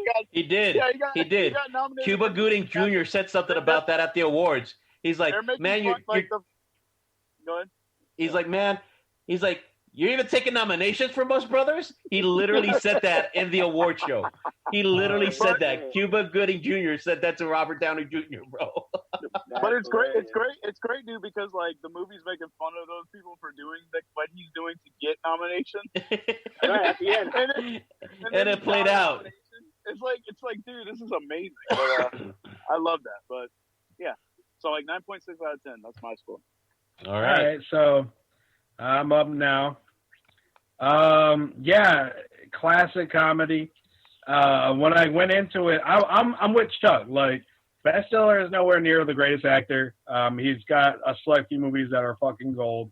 Dodgeball being one of them. Heavyweights is another. Heavyweights. Dude, Heavyweights, I'm sorry, that's an underrated Ben Stiller flick.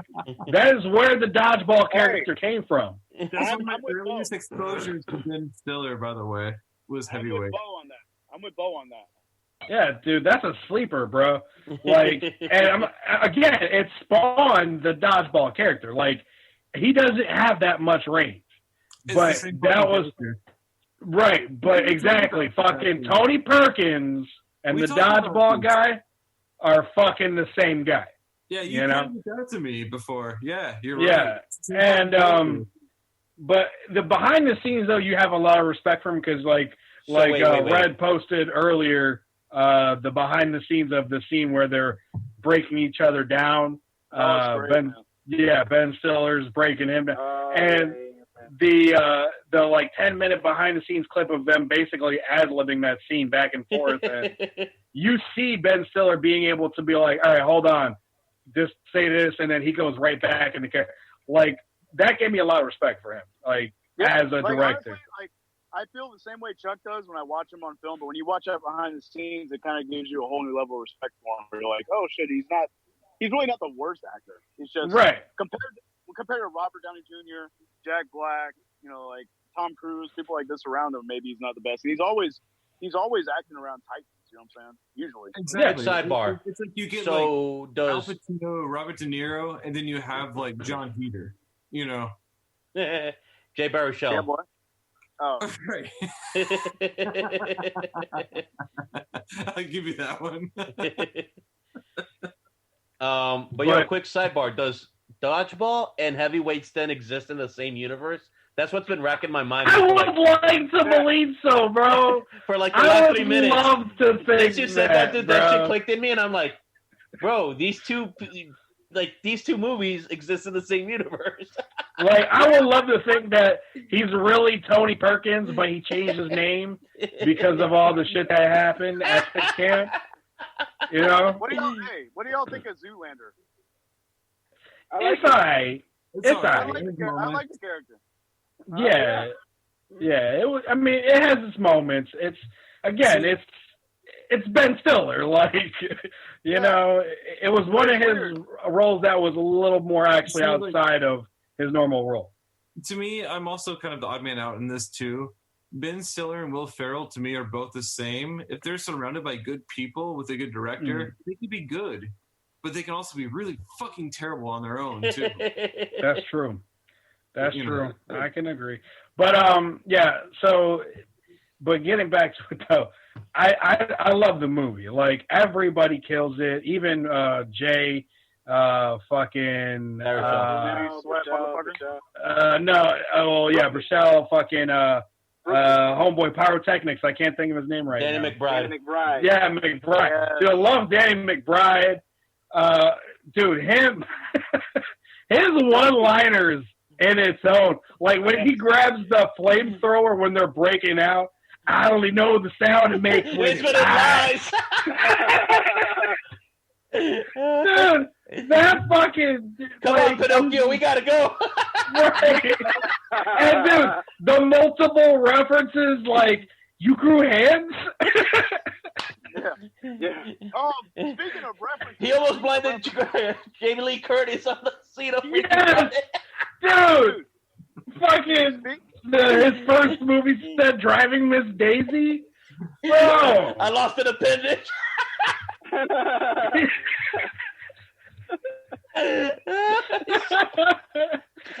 Yo, fucking, oh my god, Oh shit! it's such a good movie. It really God. is. Like, Dude, it's all the funny from Vietnam front to War back. movie references too, man. Yeah, Vietnam War exactly. movie references, like they're all over the place, especially Platoon. Yeah. I mean, I love how it opens with Ball of Confusion, pretty much like every other Viet. Yep. Fucking brilliant. I like Matthew McConaughey's character. Did we just lose Look Bo? at Bo's face. I'm taking a picture. Did we just lose Bo? Because I can't even see him. Bo's so fucking happy right now. We lost him. Hey, there he is. He's back. There he is. I'm back. You look like the fucking gesture on the photo frame. Don't worry, I got the screen. My fucking internet connection be unstable. Nice. Bro, you need a hard line in Happy there, bro. face. But yeah, no, I was just saying, like, Tom Cruise, bro, fucking murdered it, bro. Like, 100. everything, dude. Dude, and I posted a while back with the typo, like you were saying, we had the conversation with the Flaming Dragons, like that typograph where it's him yelling into the phone and it has the whole conversation. Like, dude, and then at the end when he's fucking breaking it down at the end. Ludicrous. Yeah, with Ludacris. Bruh. There's another one. Hands up. Dude. My favorite Les Grossman moment has to be Big Dick Playa. Yeah, and Big Dick Player was.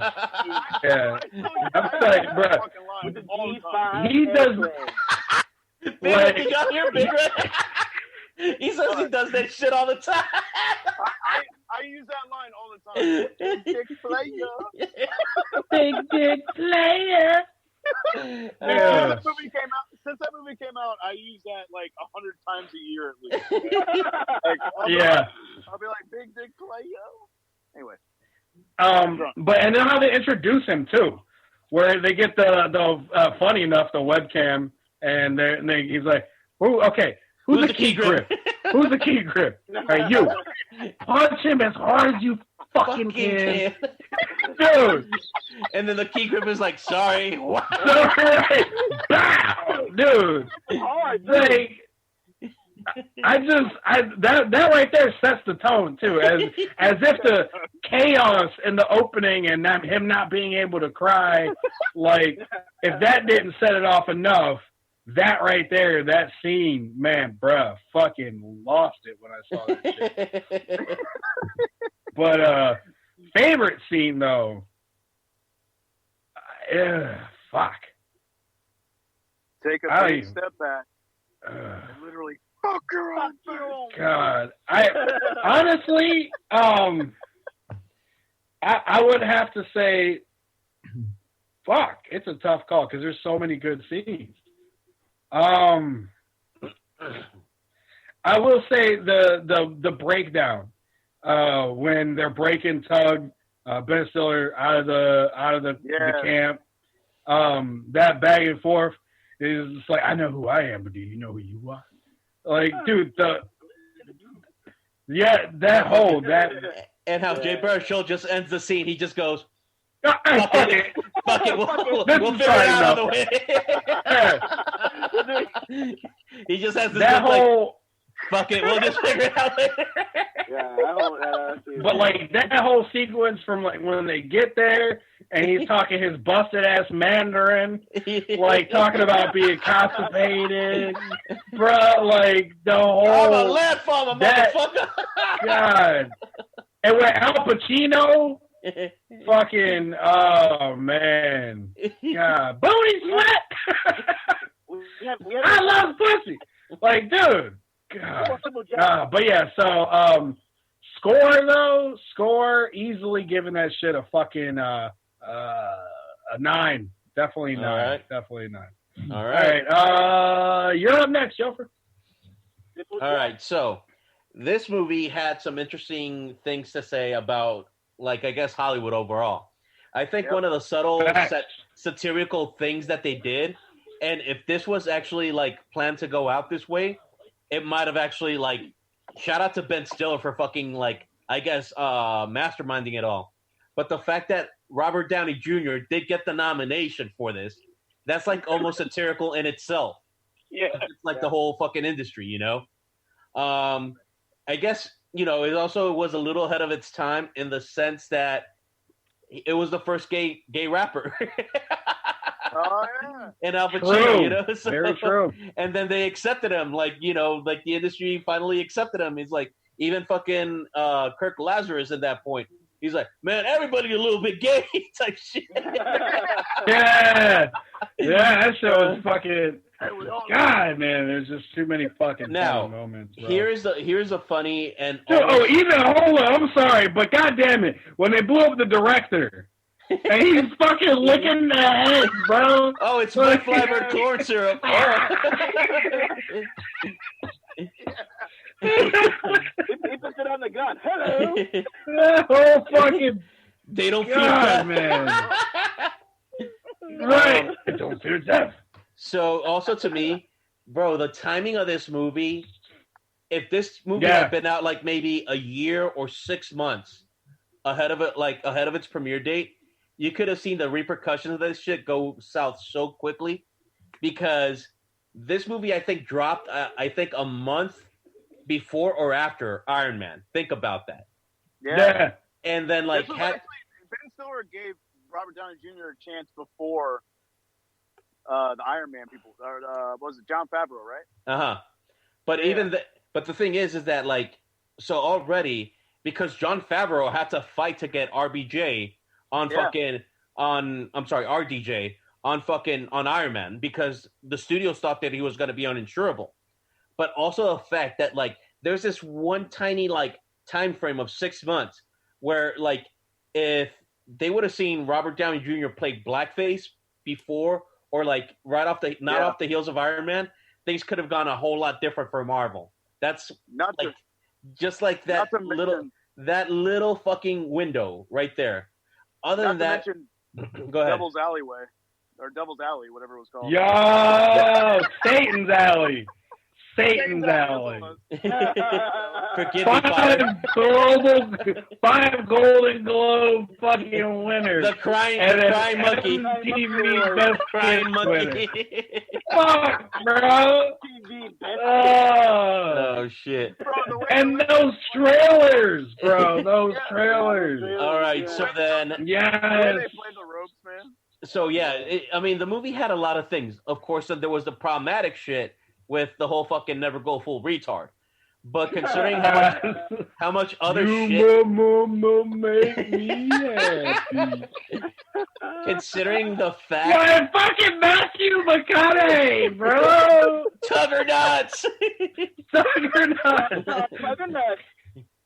It's rare that I watch a movie. I'm like, I fucking love Matthew McConaughey in this movie. And so again, I mean, the movie came out at this very interesting time where, like, considering all the shit that, like, we now look back as problematic over there, it was like people were like, okay, we'll allow it. So it was just interesting to see all this shit go down, obviously. Favorite scene, for sure, has to be the dialogue between Al Pacino and fucking Lincoln Osiris, right when they start going into, I just because Crocodile Dundee had to take my role here. And then you see Kirk Lazarus' face go from smile to pump your brakes now, kid. That man's a national treasure. He's a national treasure. So like how Big Red says that he uses Big Dick Player all the time. Obviously, I'm sure you guys have heard me use it on the show too. Pump your brakes now. You've heard me say pump your brakes. Yeah. But then so the scene starts there, and then all the way until he hugs him, he goes, for 400 years, that word has held us back. And then you hear, yo, and then even better is when when Kirk Lazarus starts singing the Jefferson song. Yes. Jefferson, you know that's true. Yo, and the thing is, when fucking Lazarus smacks the shit out of him. Yeah. And he's like, I'm going to get you back for that one. Yo, and he does, but that shit came out nowhere. Yo. Oh, shit. But no, that... cool now? Not really. Dude, no, sometimes I will go back on YouTube and I will literally go and look for that scene. Just because of that. What the fuck? Now, I don't know what DVD cut you guys have or anything like that, but here's something interesting that I noticed with my roommate. Shout out to DJ Faz. He fucking let me borrow the fucking... Shout out to him. But what it was is when I was watching it, they cut out a scene, and it's the one right after Duke gets punched, and it's the week rap party. And it's the one where they finish, like, after they finished officially filming for a week. Yeah. And then... Dude, on my DVD, they had cut out that whole fucking scene. Really? So even the point where he walks up to him with the beret and, yo. He's like, oh, yeah, you can't, Action Man can't cry, this, and that. Right. None of that shit. Oh, man. It basically goes from him getting punched to then Steve Coogan being on the beach and downing all the fucking tequila and then fucking Four Leaf telling him what the fuck is going down. And then that was it. That sucks. So, but, I mean, what's your favorite scene? I told you it was the fucking Crocodile Dundee to it'll make it not true, and then for a score, I'm gonna give it a 9. Okay, all right. Well, shit. We fucking are about almost out of time here. So, these last few movies were picked by Aruba, Bodega, and Chuck. So it is me. Red, Serge, you still with us? Yeah, I'm here. You want to pick a movie? Let me see. Motherfucker just woke up. Oh no, I think he did. I thought Gino stopped by for a little bit. Oh shit! What up, G? Well, he already left. He only stopped by for a quick second. Big dick player.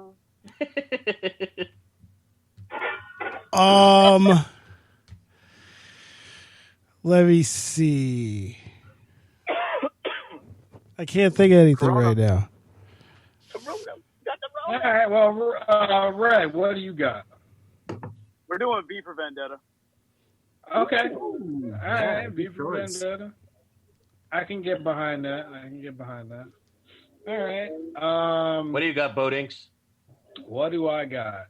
Sarge, you ain't got nothing, huh? Let me see. Let me see. What's a good movie? If anything, give him a TBD.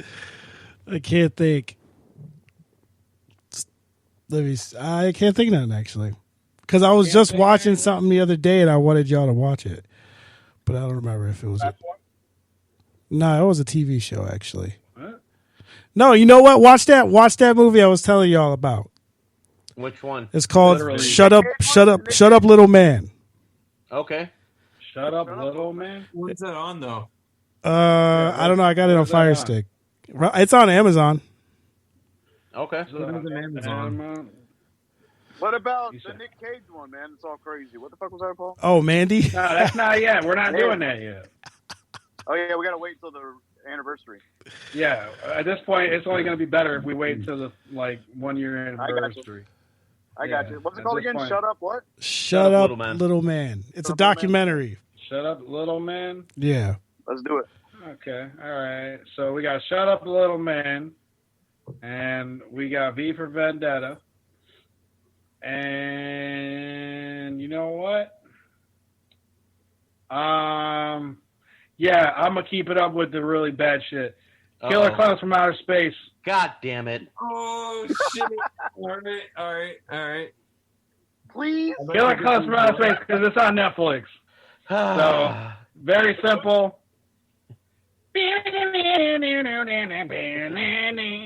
Yeah, Killer Clowns from Outer Space. That's what we're doing. All right. I was hoping that I'd finally joined the show and I dodged that bullet. Evidently, I did not. No. So that's a very nice little mix of movies. We got V for Vendetta, Shut Up, Little Man, and Killer Clowns from Outer Space. I want to thank y'all that have been tuning in. Shout out to all the people that have tuned in throughout the show. We appreciate y'all. We do share it, like it. We about that. Any last words? I'm gonna start with you, Aruba. What? Aruba. Any last words? Any parting words? What? Sorry, man. He broke up. I got that. Man, stay safe out there. No, stay safe. All right. Chuck, any last words? Yeah, I have a bit of some good news and some dark times right now. I know all you guys know, but not everybody else might know. I'm going to be a dad. Yeah! Hey, a round of applause. Yeah. In October, give or take a week, October, I should be a dad. October. Yeah. We should do a show from the nursery one day or from the delivery room.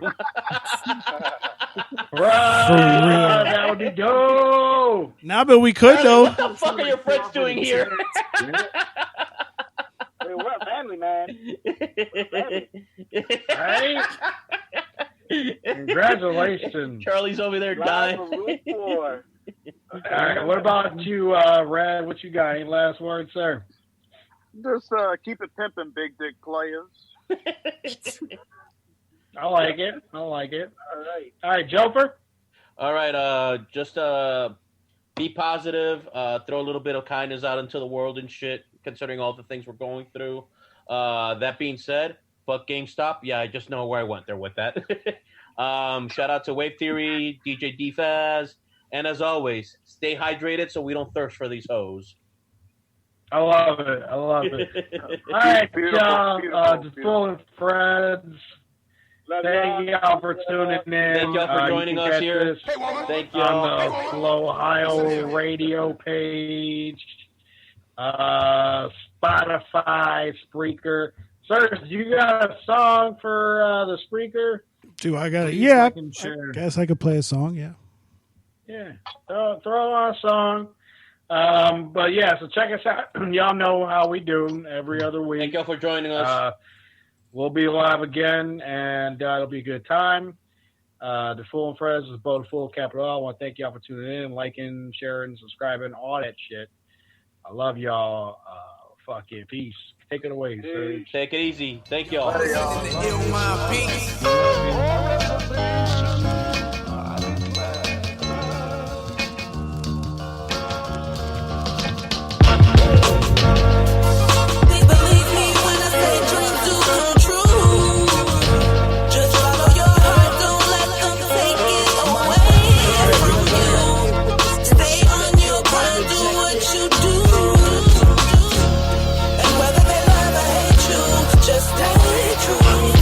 Don't it feel great to feel love even though them niggas still hate? Sleeping on me so I'm staying up real late. God willing I can get my dollar bill straight. Real K, Duncan Hines on my fucking mind. But I'm on it like Kels for the dough, slow bump and grind. Till I bubble and pop, digits double, it doesn't mean the troubles will stop. Some niggas blow up and they curse fame. Not nobody even know you by your first name. Soon enough they say you changed from when you first came. Throwing dirt up on your name, what a dirty shame. It's a dirty game, and I was told it was like this. Now you laying so cold and you lifeless. What you chose in the pose with the righteous. So them devils stole your soul and your likeness. Bet you thought that you was priceless. Now you gone, they got 50 more clones just like this. What a crisis when your life switch. Used to be adored, now they treat you like shit. Filthy gum on a shoe bottle. Pain turns into alcohol and substance abuse problems. Now you just can't cope, coming to grips with the fact that you just ain't dope. No. Believe me when I say dreams do come true. Just follow your heart, don't let them take it away from you. Stay on your grind, do what you do. And whether they love or hate you, just stay true. Broken dialogue, total fireball. Iron lungs, money talking, mind involved. Undeniably, we the illest in Miami. This watered down R&B rap shit don't inspire me. This got going ham in the paint, hockey rap. Raised in the trap, Elohim in the stocking cap. And I was bumping, used to love at the laundromat. Kid with a dream bag of green in the almanac. I used to call my pop, he ain't holler back. Niggas in the street used to bully, never fought him back. The stakes is high, I'm pasta news, role model. My uncle, we hustle, so I follow suit. Me and Matt used to roll like Molly tabs. He was a tight play, I'm short, catch a body jab. Now he up north for life, it's a grimy pass. Had to make a change for him, zipped in the body bag. Damn. Believe me when I say dreams do come true. Just follow your heart, don't let them take it away. Stay on your grind, do what you do. And whether they love or hate you, just stay true. Believe me when I say dreams do come true. Just follow your heart, don't let them take it away. Stay on your grind, do what you do. And whether they love or hate you, just stay true. Yeah.